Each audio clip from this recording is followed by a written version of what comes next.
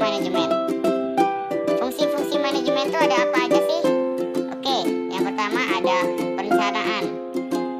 Fungsi perencanaan adalah sebagai pedoman, pelaksanaan, dan pengendalian, menentukan strategi pelaksanaan kegiatan, menentukan tujuan atau kerangka tindakan untuk mencapai tujuan tertentu. Jadi di sini ada langkah-langkahnya.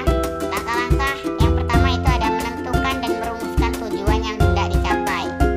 Yang kedua ada meneliti masalah atau pekerjaan yang akan dilakukan. Yang ketiga, mengumpulkan data atau informasi yang diperlukan. D. Menentukan tahap-tahap atau rangkaian tindakan. Yang selanjutnya merumuskan bagaimana masalah-masalah itu akan dipecahkan. Selain langkah-langkah, di sini juga ada syarat-syarat perencanaan, yaitu yang pertama ada tujuan dirumuskan secara jelas. Yang kedua, bersifat sederhana atau simpel, artinya dilaksanakan. Yang ketiga, memuat analisis dan penjelasan serta penggolongan tindakan. Yang keempat, memiliki fleksibilitas.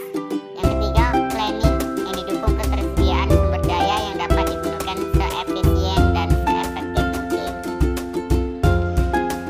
Yang B adalah pengorganisasian.